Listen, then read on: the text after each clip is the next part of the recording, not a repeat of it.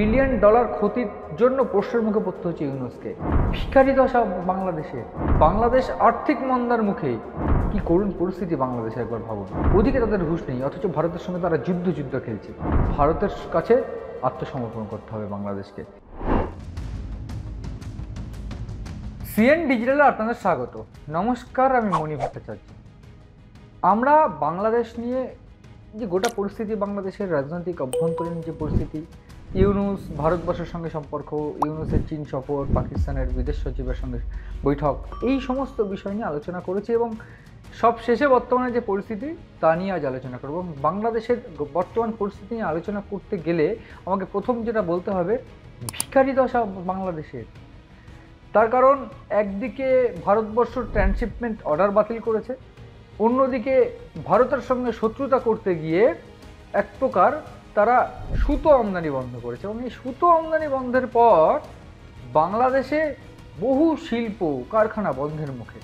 শুধু বন্ধের মুখে নয়, বাংলাদেশের বর্তমান পরিস্থিতি এতটাই দুর্বিষহ হয়ে উঠেছে যে বিভিন্ন আরও যারা বস্ত্র কারখানা রয়েছে, যেগুলো প্রোডাকশন হচ্ছিল বা প্রোডাকশন করে বস্ত্রের বা কাপড়ের, সেইগুলো বন্ধের মুখে। পাশাপাশি যেমন অভ্যন্তরীণ টালমাটাল, রাজনৈতিক অভ্যন্তরীণ টালমাটাল রয়েছে বাংলাদেশে, ঠিক তখনই এই ভারতবর্ষের সঙ্গে শত্রুতা করতে গিয়ে তারা পাকিস্তানের সঙ্গে হাত মেলানোর সিদ্ধান্ত নিয়েছে এবং পাকিস্তানের বিদেশ সচিবের সঙ্গে বৈঠক। এবং পাকিস্তানের বিদেশ সচিবের সঙ্গে বৈঠকও কিন্তু নজর রাখছে ভারত। এবং তারপরে ভারতবর্ষের অর্থাৎ যে বিদেশ সচিব রয়েছে, বিদেশ মন্ত্রকের যিনি মুখপাত্র, রণধীর জয়সওয়াল একটা মন্তব্য করেছেন এবং সেই মন্তব্যে খুব স্পষ্ট বাংলাদেশের সঙ্গে ভারতের বর্তমান পরিস্থিতি এবং বাংলাদেশের সঙ্গে আগামীতে কি হতে চলেছে। রণধীর জয়সওয়ালের মন্তব্য অনুযায়ী যে দেশ পাকিস্তান, যে দেশ শ্রীলঙ্কা, তাদের নিজেদের রুটি জোগাড় করতে পারে না, ঠিক তাদের সঙ্গে হাত মেলাচ্ছে বাংলাদেশ। কি করুণ পরিস্থিতি বাংলাদেশে, একবার ভাবুন। কেন আমরা এই কথা বলছি? আমরা সম্প্রতি দেখেছি ইউনুসের যে বিদেশ সচিব এবং পাকিস্তানের যে বিদেশ সচিব, তাদের সঙ্গে একটা বৈঠক হয়েছে গতকাল। এবং এই বৈঠকে সিদ্ধান্ত হয়েছে করাচি এবং চট্টগ্রাম নৌ পরিবহনের মাধ্যমে ব্যবসা হবে। যেখানে ট্রান্সশিপমেন্ট অর্ডার বাতিল হয়েছিল, ট্রান্সশিপমেন্ট অর্ডার বাতিল হওয়াতে নেপাল, ভুটান, এই মায়ানমার, এই যে দেশগুলোতে বহু কাঁচামাল, বহু আমদানি, বহু রপ্তানি করতো বাংলাদেশ, সেইটা এবার বন্ধ হয়ে গেছে। এবং ফলে বিলিয়ন ডলার তাদের ক্ষতি হয়েছে। এবং এই বিলিয়ন ডলার ক্ষতির জন্য প্রশ্নের মুখে পড়তে হচ্ছে ইউনুসকে। শুধু ইউনুস প্রশ্নের মুখে পড়েনি, সেই রাজ্যে, সেই দেশের শিল্প কারখানা বন্ধ হয়েছে। যেটা এখন অবধি সূত্রের খবর, গত মাস থেকে এখন অবধি 68টা শিল্প, একটা বস্ত্র কারখানা বন্ধ হয়েছে 68টা। এবং শুধু তাই নয়, এর পিছনে বহু কারণ রয়েছে। বাংলাদেশ আর্থিক মন্দার মুখে, রীতিমতো ভিখারি দশার মুখে বাংলাদেশ দেউলিয়া হয়ে যেতে পারে, এমন একটা পরিস্থিতির মধ্যে রয়েছে বাংলাদেশ আর্থিকভাবে। ওদিকে তাদের হুঁশ নেই, অথচ ভারতের সঙ্গে তারা যুদ্ধ খেলছে। একবার চীনের সঙ্গে হাত মেলাচ্ছে, সামরিক সাহায্য চাইছে, একবার পাকিস্তানের সঙ্গে হাত মিলিয়ে সামরিক সাহায্য চাইছে, আর্থিক সাহায্য চাইছে।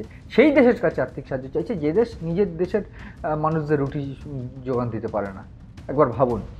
আমরা দেখেছি গতকাল বিদেশ সচিব পর্যায়ে বৈঠক হয়েছে এবং এই বিদেশ সচিব পর্যায়ে পাকিস্তান এবং বাংলাদেশের বৈঠকে নৌ পরিবহনের মাধ্যমে ব্যবসা করার একটা পরিকল্পনা হয়েছে। এবং এই যে পরিকল্পনা, সেই পরিকল্পনায় যে আদতে কোনো লাভ হবে না সেটাও আমি বলে রাখতে চাইব এবং কেন লাভ হবে না সেটাও বলবো।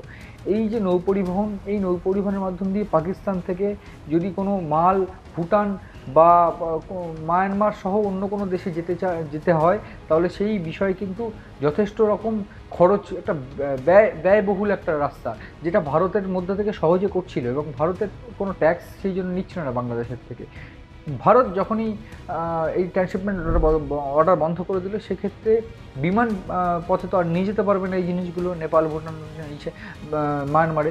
ফলে একটা বিপুল আর্থিক সমস্যার মুখে যখন বাংলাদেশ পড়লো, দেখলো তারা পাকিস্তানের সঙ্গে হাত মেলাকা। অথচ ওদিকে পাকিস্তান যখন হাত মেলাতে চাইলো, বাংলাদেশ তখন নতুন শর্ত আরোপ করে দিল। তারা বলছে যে এই যে 71-এর যে মুক্তিযুদ্ধ, সেই সময়ের জন্য পাকিস্তানকে ক্ষমা চাইতে হবে। আদৌ পাকিস্তান চাইবে সেটা? পাকিস্তান যদি ক্ষমা চায়ও, পাকিস্তান নিজেও জানে এই মুহূর্তে তাদের আর্থিক অবস্থার কথা। এই যে আর্থিক অবস্থা পাকিস্তানে, আমরা কয়েকদিন আগে আলোচনা করেছি, পাকিস্তানে বিপুল মন্দা চলছে, জিনিসপত্রের দাম আগুন ছুঁয়েছে। বাংলাদেশেও কিন্তু এক প্রকার তাই। বাংলাদেশেও কিন্তু এই যে বিপুল যে ক্ষয়ক্ষতি হয়েছে, ভারত ট্রান্সশিপমেন্ট অর্ডার বাতিল করে দেওয়াতে বিপদে পড়েছে বাংলাদেশ। এবং সামরিক সাহায্যও কিন্তু চীনের কাছে চেয়েছিল, পায়নি তারা।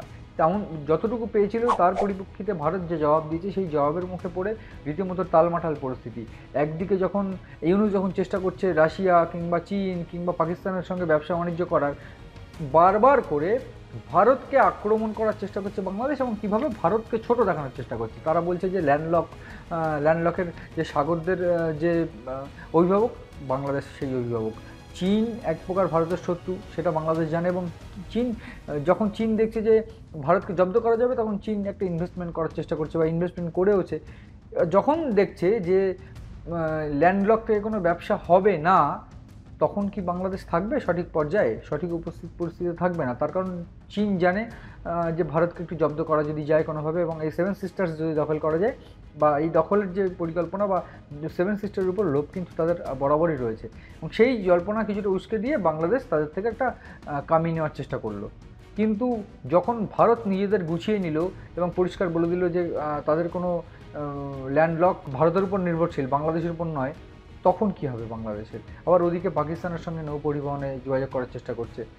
এতে করে আলটিমেটলি বাংলাদেশের ক্ষতি হবে, লাভ কিছু হবে না। এই কথাটাই কিন্তু রণধীর জয়সওয়াল পরিষ্কার করেছেন, এবং রণধীর জয়সওয়াল পরিষ্কার বলেছেন যে বাংলাদেশ নিজের চরকায় তেল দিক, বাংলাদেশ ভারতের ওয়াক অফ নিয়ে বেশ কিছু মন্তব্য করছে, এগুলো তাদের দরকার নেই, এগুলো থেকে বিরত থাকুক। কারণ বাংলাদেশের ভারতের সঙ্গে যুদ্ধ খেলতে গিয়ে যে আর্থিক পরিস্থিতি বা আর্থিক মন্দার মুখে তারা দাঁড়িয়ে আছে, এটা কোনোভাবেই তারা সামলাতে পারবে না, দেউলিয়া হয়ে যেতে পারে বাংলাদেশ। এই যে উস্কানি বা এই যে উস্কানিমূলক মন্তব্য বাংলাদেশ করে যাচ্ছে, পরস্পর বারবার করে যাচ্ছে, এটা থেকে তাদের বিরত থাকতে হবে, এবং যাতে নিজের দেশের আর্থিক মন্দা কাটে বা আর্থিক যে অবস্থা, সেই অবস্থা যে দুরবস্থা থেকে তারা বেঁচে উঠবে, এই অবস্থার দিকে নজর দিতে হবে বাংলাদেশকে, এবং তার জন্য অবশ্যই ভারতের কাছে আত্মসমর্পণ করতে হবে বাংলাদেশকে।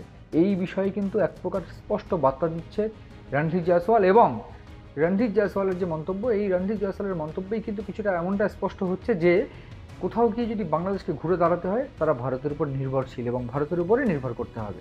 এবং এই বাংলাদেশের পরিস্থিতি এবং এই বাংলাদেশের পরিস্থিতিতে কীভাবে তারা আর্থিক মন্দা কাটিয়ে উঠবে, কিংবা কীভাবে তারা পুনরায় ঘুরে দাঁড়াবে, বা ভারতের কাছে তারা নির্ভর করবে কিনা, বা ভারতের কাছে তারা আত্মসমর্পণ করবে কিনা, সেদিকে কিন্তু নজর রয়েছে আমাদের। নজর রাখুন আপনারাও সিএন ডিজিটালের পাতায়।